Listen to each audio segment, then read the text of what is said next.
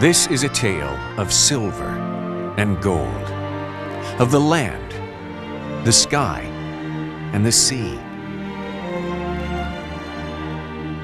It's the story of a place where stately eagles soar above 1,000 unnamed inlets, and where mighty whales gather on their annual migration to summer feeding grounds in the icy waters of the Arctic.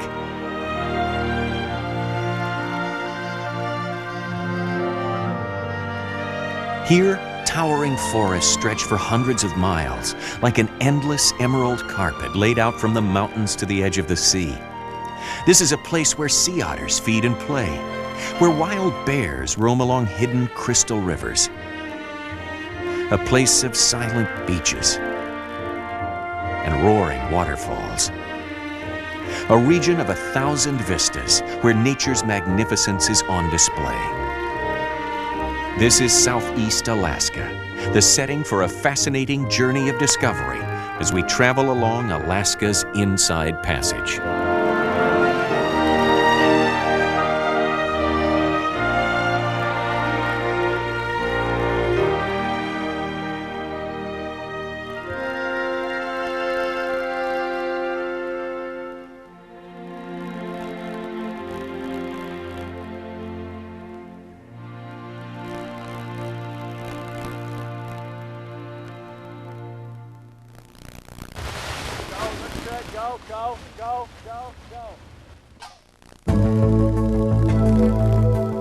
Alaska is a place of great diversity in its people and their lifestyles, and in the richness of the land on which they live.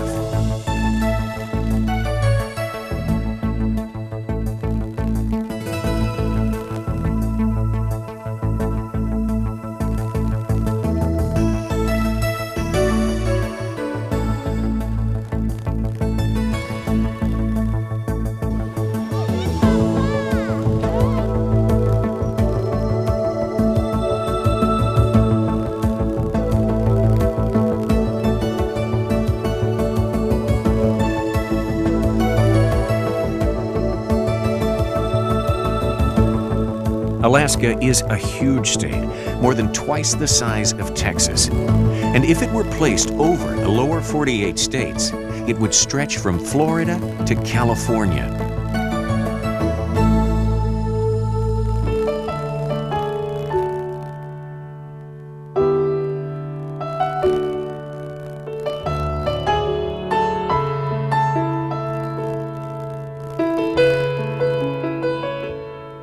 Unlike areas further north, where winter temperatures can drop to 70 below zero or colder, Southeast Alaska has much milder weather, and snow is not as common.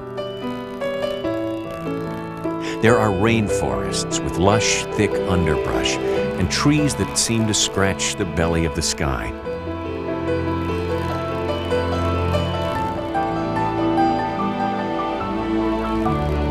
But it's the waterways of Southeast Alaska that have always given the people life and tied the region together. If these channels could talk, their stories would tell us of proud native peoples, of Russian explorers and the sloops of Her Majesty's Navy, of naturalists, adventurers, and the gold stampeders of the Klondike. These silvery highways have carried all the history makers of Southeast Alaska.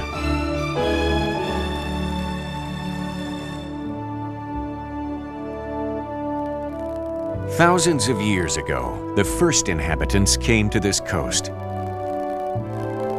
They became the Haida, great carvers, and the Tsimshian, known as the people of many riches. But it was the Tlingits who dominated the coast. They lived much like their neighbors, the Kwakiutls to the south.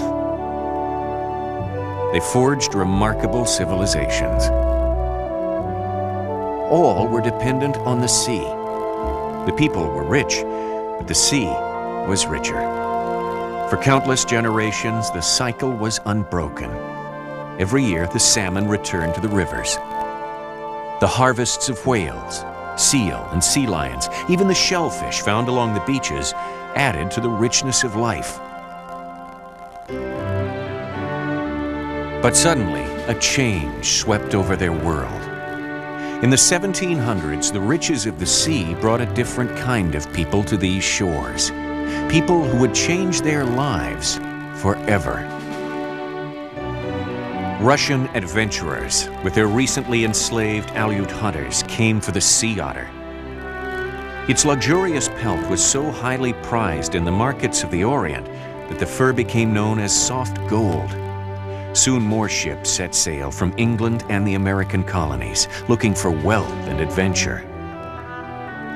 Unchecked harvesting eventually wiped out the sea otter trade, and dangerous problems at home led the Russian Tsar to believe his colony in America was no longer worth the trouble and expense it required.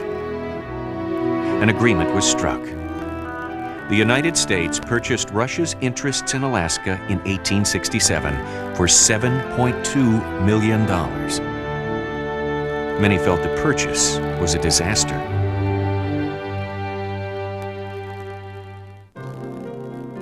There wasn't much American colonization in Southeast until the 1880s, when merchants discovered the commercial value of hooligan, a small fish that was loaded with oil. Each hooligan had so much fish oil in its body that it was possible to stick a wick in a dried fish's mouth and use it as a candle. The demand for hooligan oil was so great that ships loaded with the fish regularly sailed south to Seattle in the Pacific Northwest. These ships steered a course that kept them between the mainland and the string of seaward islands that tempered the winds and currents of the mighty Pacific. They charted a route inspired by their cargo. It was called Grease Alley. Later, the 98ers, the gold rushers on their way to the Klondike, would rename it the Inside Passage.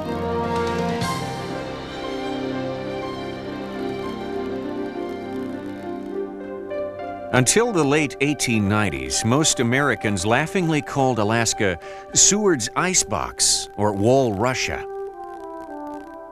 It was just a frozen outpost, a northern American territory with frightful natives and a few white people living there. But in the winter of 1897, when the steamships Excelsior and Portland landed in San Francisco and Seattle, men loaded with gold came down the gangplanks and began telling fabulous tales of a strike in the Yukon Territory on a tributary of the Klondike River.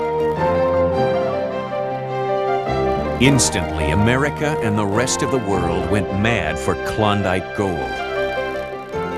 A fever, unknown since the California gold rush 50 years earlier, drew men and more than a few women north to Seattle.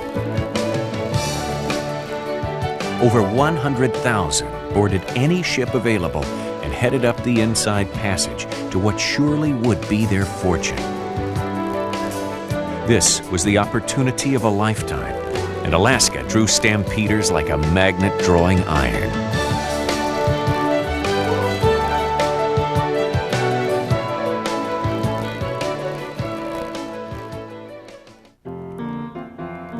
Alaska's history is as diverse and wild as the land.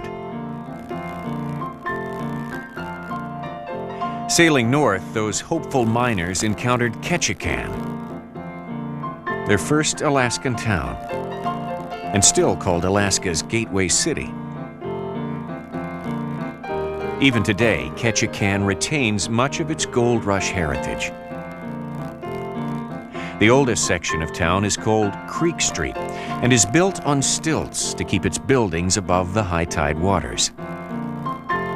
Many of these buildings have trap doors in the floor, through which some say the residents could fish from their own living room. Others, perhaps more knowledgeable, say the trap doors were how bootleggers delivered their illegal wares along the row. Even through the 1950s, this was the wildest section of town, known around Southeast for its 24 colorful sporting houses. Today, most of these buildings are boutiques and restaurants. Ketchikan is known as one of the wettest cities in the world. This is Alaska's liquid sunshine capital.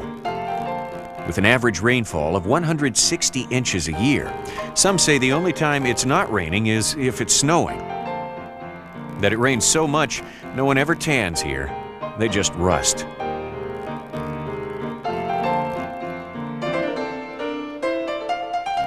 Ketchikan is Alaska's 5th largest city, with a population of just over 8,600 people.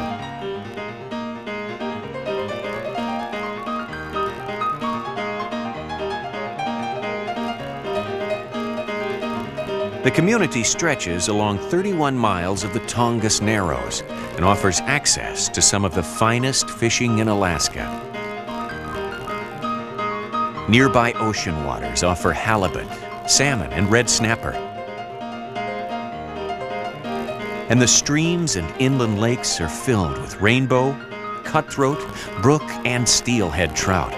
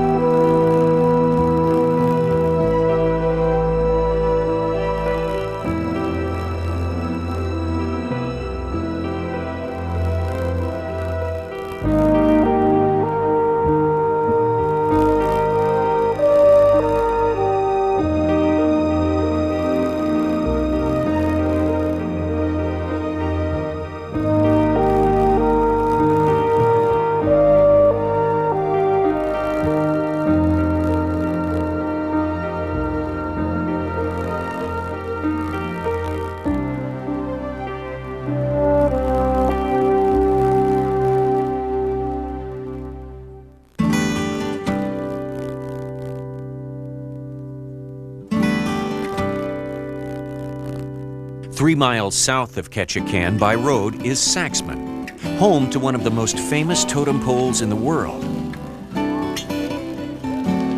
Along with traditional Tlingit and Haida totems representing local tribes and clans, there is a carving of an Abraham Lincoln-looking figure on the top of one pole. The story goes that in the 1800s, the Indians from the Saxman area were fleeing south because they were afraid of being taken as slaves by warring neighbors. Just out of the harbor, they encountered a United States naval vessel, and the captain informed them that Alaska was now property of the United States. Slavery was illegal. Who was the man who made such a wondrous thing possible, the Indians asked. Abraham Lincoln, the naval officer replied. And in Lincoln's honor, a totem pole was carved.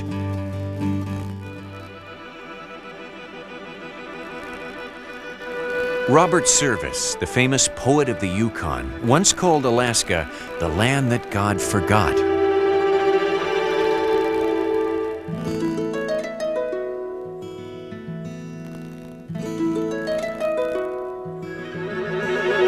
Just outside of Ketchikan by water is one of Alaska's many natural marvels that tends to prove him right.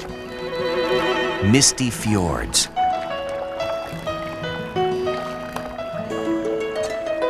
Here, an ancient glacier scoured a 3,000-foot high pathway through these rugged granite mountains. This formation is the plug that was inside an ancient volcano when it became extinct.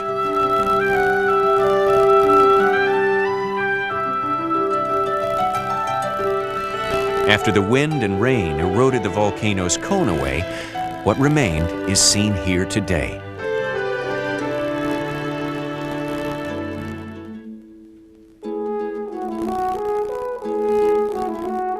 Misty Fjords is home to many types of sea creatures.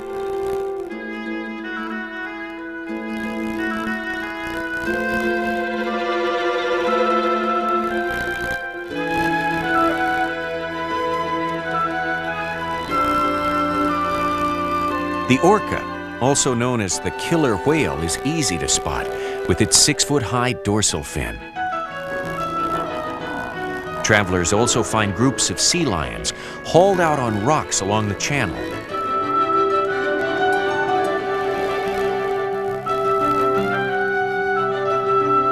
Both the orca and sea lion feed on salmon and crab, which abound in these inland waters.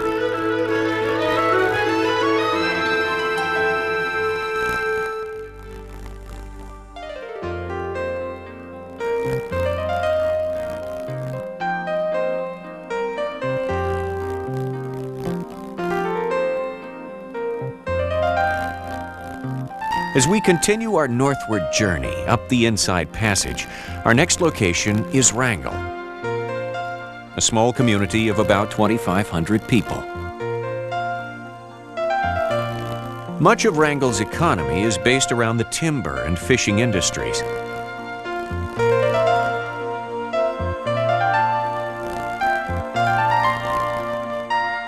It's also famous for its petroglyphs, mysterious rock carvings such as this one.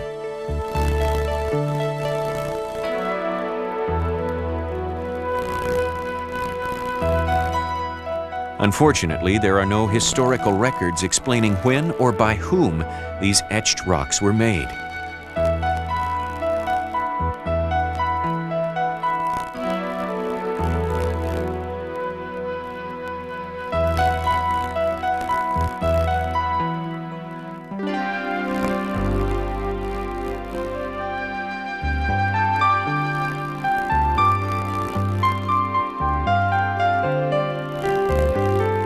Though it's not on the itinerary of many cruise lines, Wrangel offers unusual rewards to the more independent adventurer.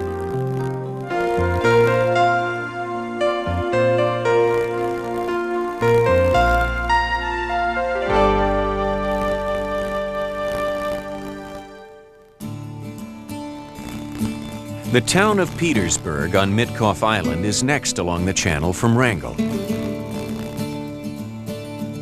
This small community has an almost picture postcard charm and is quite different from other towns along the Inside Passage in that it has no historical ties to the gold rush, any native settlement, or Alaska's Russian colonization. Founded about a century ago, Petersburg is the home of hardy fishermen of Swedish and Norwegian descent. The town was built around a cannery in 1900. And today's residents ply the waters of the Inside Passage in the North Pacific, hauling in salmon, halibut, and crab for the dinner tables of the world. Petersburg shrimp are famous worldwide. The early grandeur of Petersburg is not diminished over the years. Its idyllic setting brought Hollywood movie makers here 40 years ago to film The Ice Palace. Based on a story by Edna Ferber, Petersburg was the backdrop for this classic drama. And many still remember the impact the production had on the town. Petersburg is a busy community with about 3,200 full-time residents. Each May, the town celebrates Norwegian Independence Day with a lively Little Norway Festival.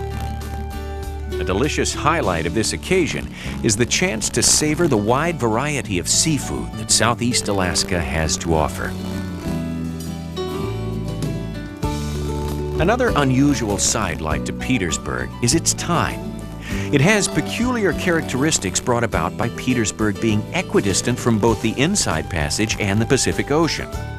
When the tide goes out of the Wrangel Narrows, the water in the channel from one side of town pulls toward the Pacific Ocean, and the water at the other end of town pulls toward the Inside Passage. Petersburg is thus the only town in Alaska which has two tides running in opposite directions at the same time.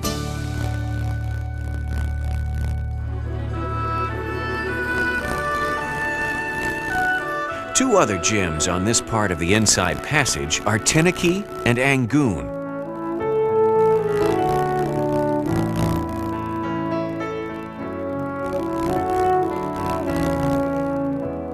Rarely visited by outsiders, that is, travelers from the lower 48, Tenakee is famous among Alaskans for its hot springs, particularly during the winter months.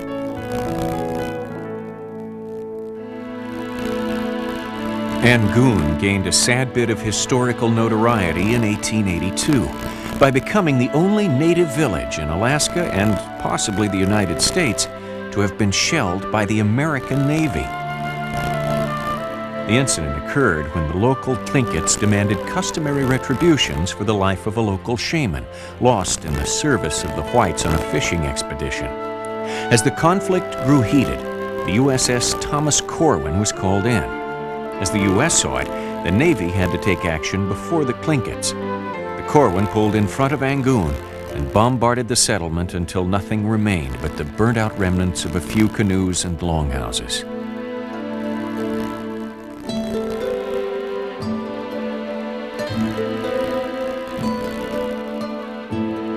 There are local artists in Angoon who produce stunning work. These lithographs are based on traditional motifs of the Tlingit and Haida.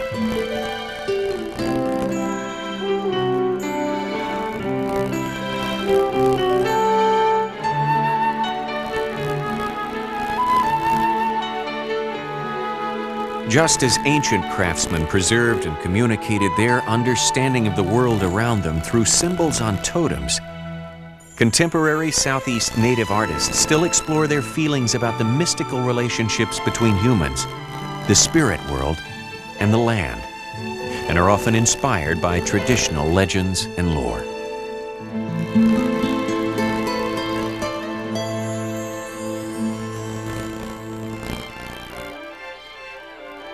The three largest islands in Southeast Alaska are sometimes known as the ABC Islands, standing for Admiralty, Baranof, and Chichagof Island.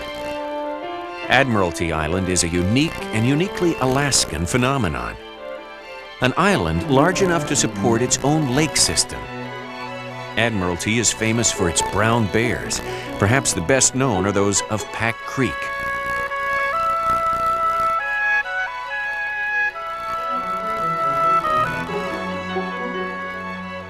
Some of these bears weigh nearly 1,000 pounds.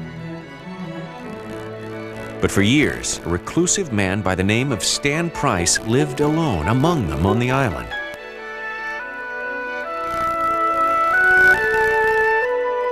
Price died from natural causes in the early 1990s.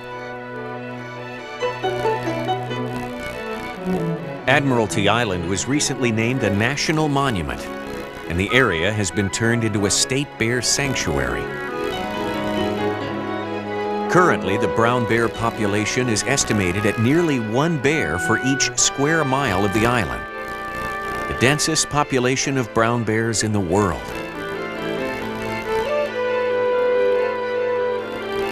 The best time to view them is in late July or early August, when the bears leave the hills to feast on the spawning salmon in Pack Creek.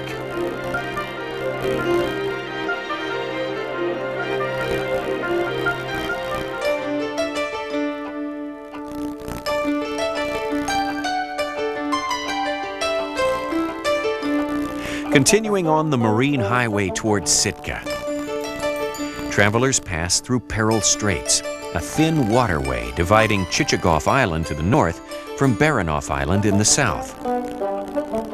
Here is another place of both fascinating history and exceptional beauty.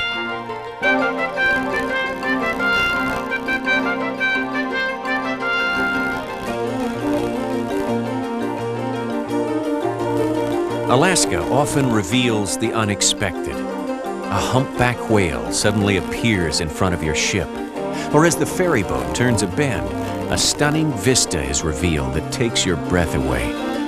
These are the kinds of discoveries that constantly greet the traveler in Southeast Alaska. The history of Sitka is rich and exciting.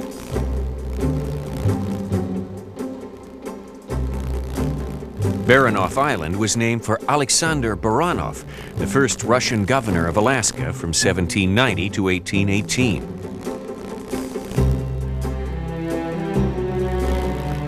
A famous battle was waged here in 1802, between early Russian settlers and angry Tlingit warriors. Nearly 300 Russian colonists were killed by the fierce Kalosh, the name the Russians gave the Tlingits. The few who survived retreated to Kodiak, seeking the governor's protection. Baranov was furious. He vowed not to lose this foothold in the New World. Returning 2 years later with a warship, he was intent on destroying the native village near where Sitka now stands. The battle raged for days, but in the end, the Russian cannon made the difference. A new town was built called New Archangel. It became a regular stop for merchants and fur traders on their way between Alaska and the Orient. Its modern attractions at the peak of Russian colonization helped it to become known as the Paris of the West. Sitka was still the capital of Russian Alaska when the United States purchased the territory in 1867. The Russian past in Alaska is still visible here. St. Michael's Russian Orthodox Cathedral is in the center of town. While the building itself does not date back to the Russian period, it was burned down and rebuilt. Most of the icons and religious artwork are originals from that time.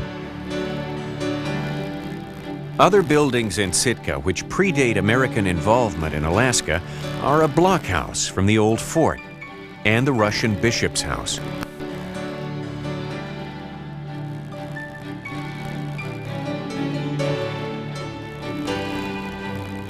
The cemetery across the street from the blockhouse has gravestones which date back more than 100 years. Another remarkable example of the region's deep culture and history is only a 10-minute walk away. Here, in a clearing, stand 18 cedar totem poles.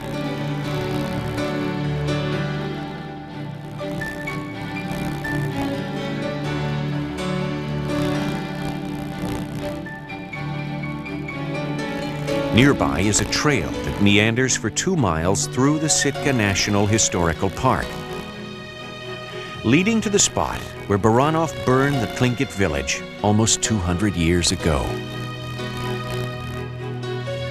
Sitka is also the site of Alaska's original pioneer home. In front of it stands one of the best-known statues in the state, dedicated in 1949. The model for the statue was a local pioneer named Skagway Bill. Bill has been gone for some time, but Sitka's pioneer home still cares for many other sourdoughs who chose to stay in Alaska rather than retire to the lower 48. The 4th largest city in Alaska, Sitka has a population of about 8,500 and is built near the lip of an extinct volcano, Mount Edgecumbe. In addition to being a hub for fishing and tourism, Sitka is also an educational center. In the early days of Alaska, natives from remote communities who had no local high school in their village would come here to attend Mount Edgecumbe School. Now most villages have their own schools, but many of Alaska's most prominent native leaders graduated from Mount Edgecumbe. Across town is Sheldon Jackson College, a private institution founded in 1882. 20 years ago, it received national accreditation as a 4-year college.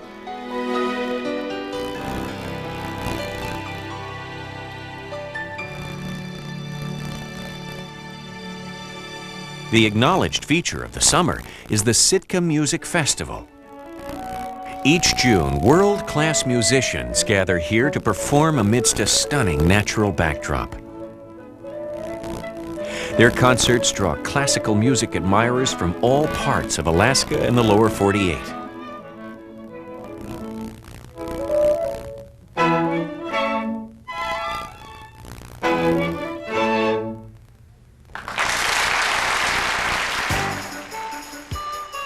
The next stop on the Inside Passage is Alaska's capital city, Juneau.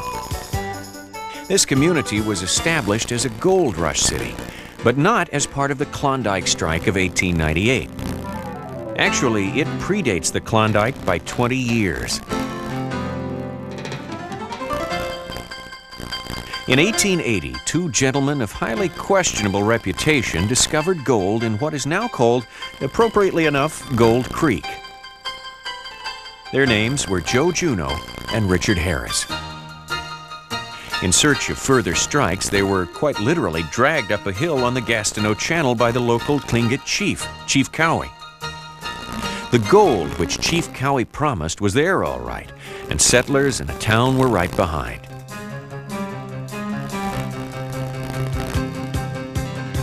Over the years, it was named Pillsburg, Fliptown, Rockwell, Harrisburg, and finally, Juneau. Unlike the Klondike strike, the gold in Juneau was inside hard rock. It had to be extracted from veins deep inside the mountains. This required the resources of mining syndicates and meant large companies had to be formed to extract the mineral. One of the largest companies formed was the Alaska Juneau Company, known as the AJ.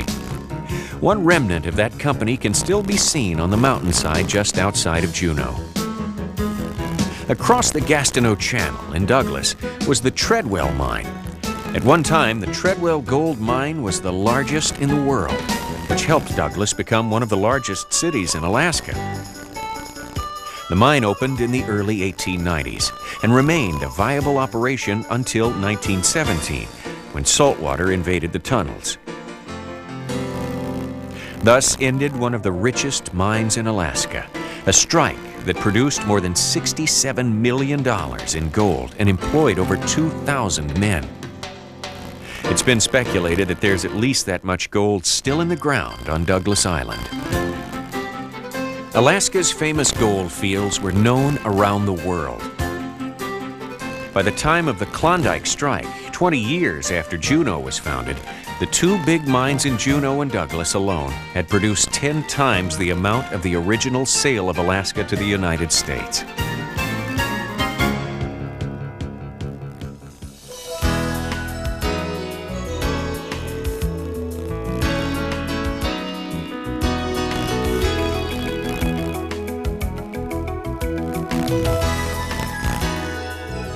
Popular sites in Juneau include the historic buildings in the downtown area, many of them dating back to the city's founding at the turn of the century.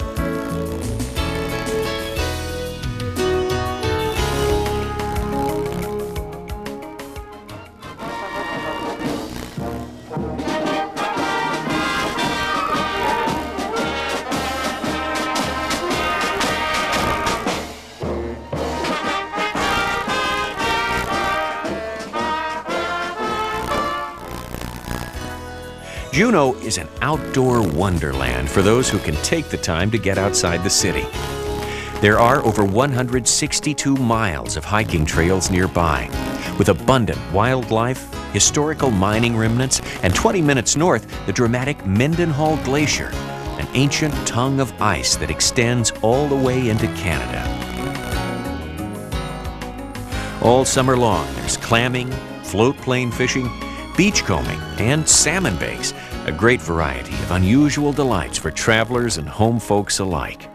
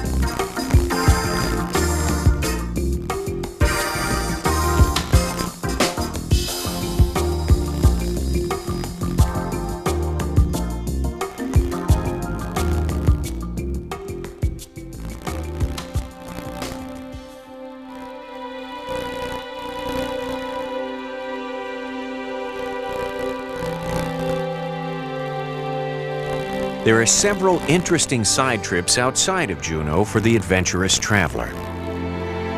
To the south is Tracy Arm, a twisting water passage which winds its way 35 miles into Alaska's coastal range.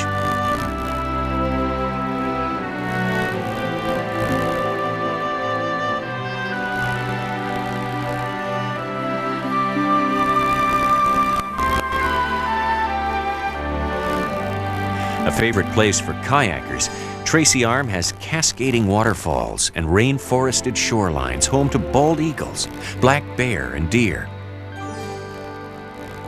The mountains follow an ancient glacial scrape. Sheer cliffs rise above the icy waters, and seal and sea otters often rest on the small ice floes that float nearby.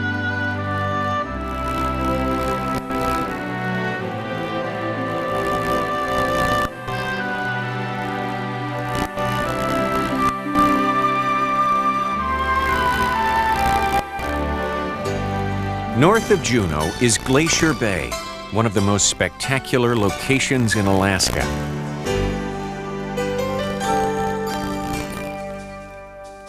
Geological history in the making underscores every moment in Glacier Bay, a region which, when first observed by naturalist John Muir less than 100 years ago, was covered by ice.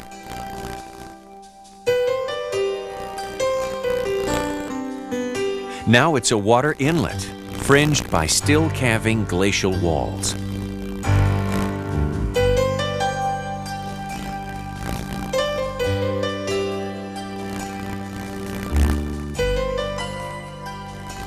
Gliding by islets crowned with tufts of green, ice floes covered with sunbathing harbor seals. Passing quietly by the towering mountain ranges, it's easy to feel humbled and somewhat overwhelmed by the grand scale of nature's design in Glacier Bay.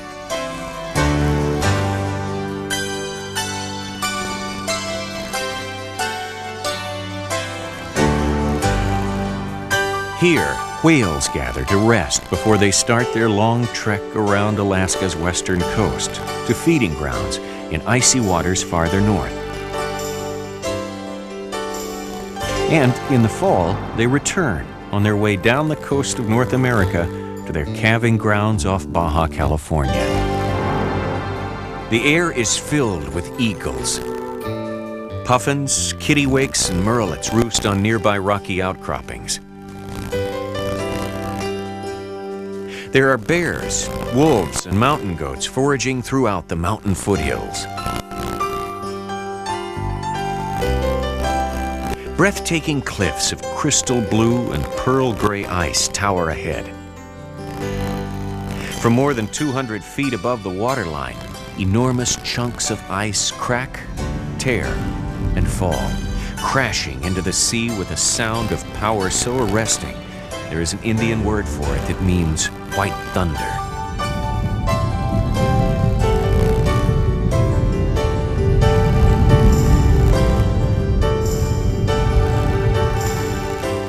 For sheer extravagant displays of nature, few places on Earth match the stunning experiences enjoyed by those who travel in Glacier Bay.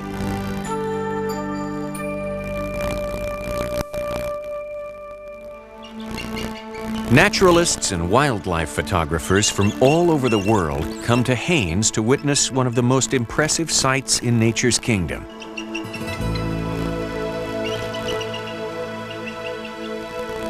Here, on the Chilkat River at the top of the Lynn Canal, is a place known as Eagle Council Grounds, where several thousand American bald eagles gather. The largest eagle congregation in the world. Even while Alaska is locked in the grip of winter, the warm waters of the Chilkat River keep it free of ice, allowing the bald eagles to feed year-round.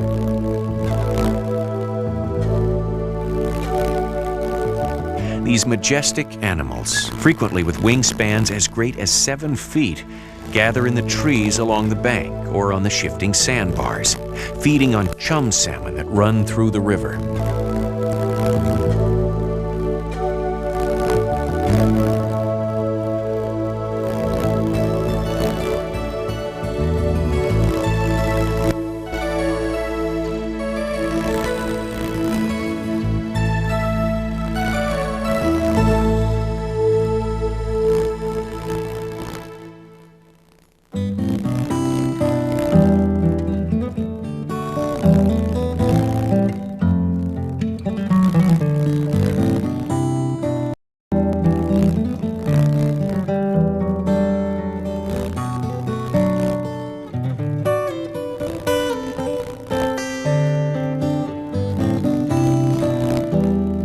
While visiting Haines, a favorite stopping place is Fort William H. Seward, established in 1903 to help police the northern gold camps. Fort Seward was named in honor of Abraham Lincoln's Secretary of State, the man who successfully negotiated the purchase of Alaska from the Russian Tsar. The fort has several restaurants and small shops that sell local art. This is also the performance home of the renowned Chilkat dancers, who perform authentic Tlingit dances.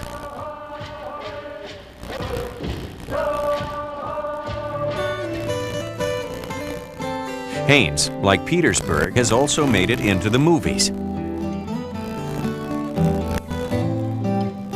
A full-scale Gold Rush movie set for the fictitious Dalton City is here, a leftover from the 1990 filming of the Hollywood feature White Fang.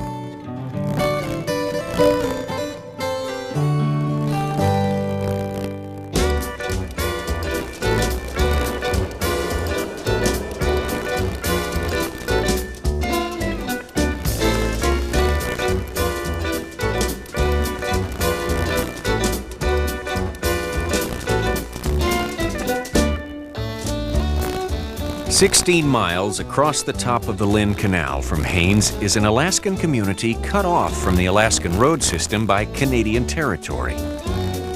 This is Skagway, one of the two legendary gateways to the Klondike Strike.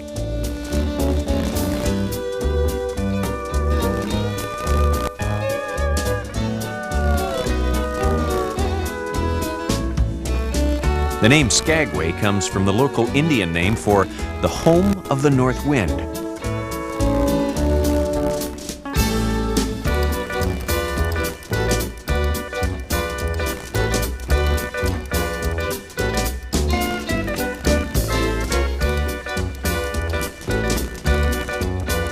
The Red Onion Saloon goes back to those wild and woolly days of 1898, when gold seekers bellied up to the bar 4 and 5 deep.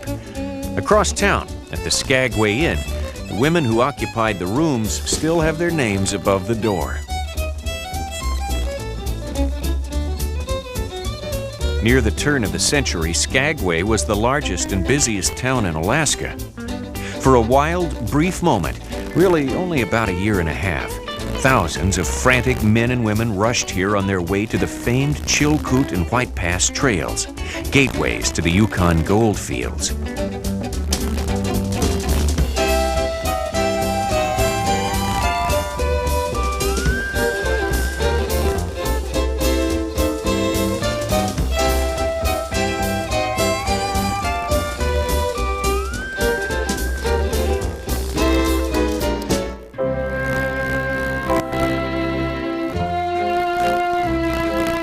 Although the stampede was short, while it lasted, thousands were thrown together, facing hunger and greed, notorious outlaw gangs, and the horrors of being unprepared for the brutal Alaskan winter.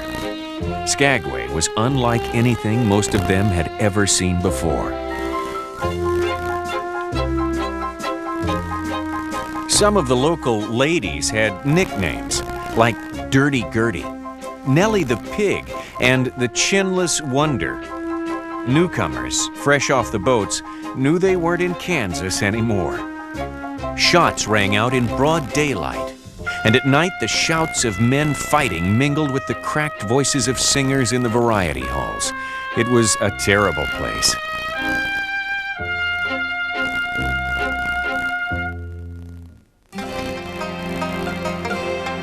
Hoping to get most of the stampeders through at least one winter without starving, Canadian Mounties required every miner traveling across the Chilkoot to take at least 1,000 pounds of food with them into the Yukon.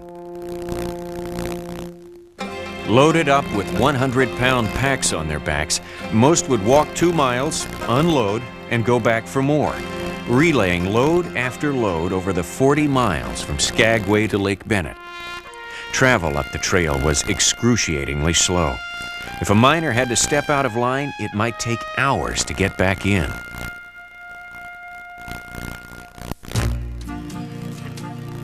Skagway's most notorious citizen, Soapy Smith, is remembered each night with a play. Soapy was the best-known con man of the Klondike. He earned his name with a scam that involved slipping a $100 bill inside a wrapped bar of soap and then dropping it into a collection of other bars of soap. Then he would sell them for $5 apiece, with each rube hoping he or she would buy the bar with the $100. Needless to say, no one ever won that bar of soap with the $100 in it. But Soapy's luck eventually ran out.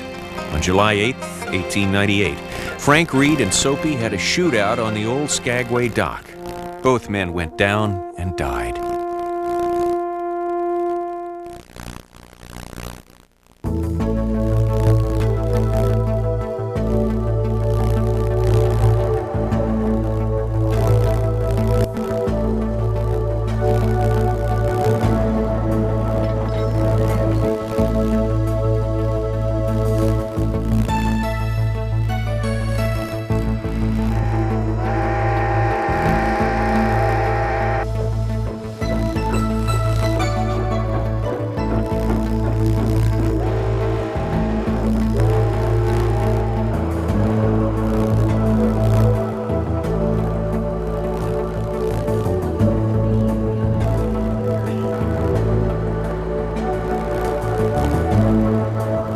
Not as steep as the Chilkoot Trail, the White Pass attracted the attention of railroad engineers, and eventually a line was established through what was considered to be impossible terrain.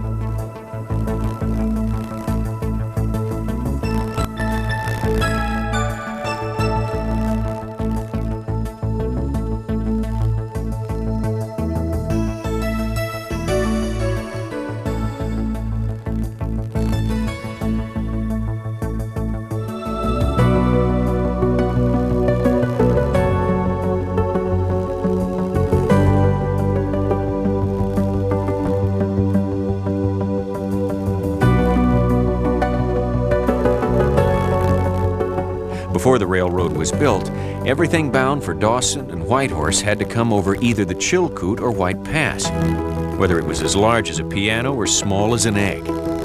Today, the White Pass and Yukon Railroad is one of the only narrow-gauge rail systems still working anywhere in the world.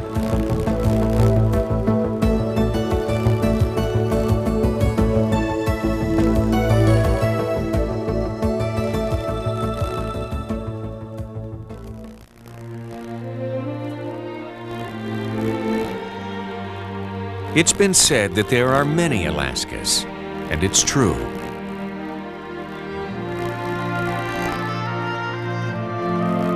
This land is so vast and its people so diverse that visiting one region is just not enough to say you've really seen Alaska. But here, tucked away along the coastal shores of the Inside Passage, are truly some of the most beautiful and majestic vistas that great land has to offer.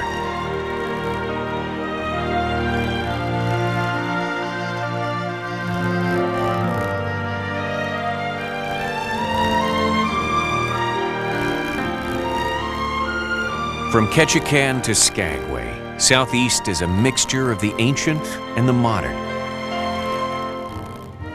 the noble and commonplace. From her original native peoples to Russian governors and gold rush scoundrels. From soaring eagles to feeding orcas. From private coves and hidden inlets to vast silvery stretches of open sea. Southeast Alaska has stories and places of adventure enough to capture the heart and mind of anyone traveling north.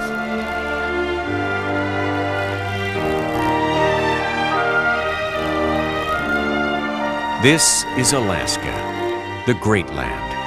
And once you've seen Alaska, you never go all the way home.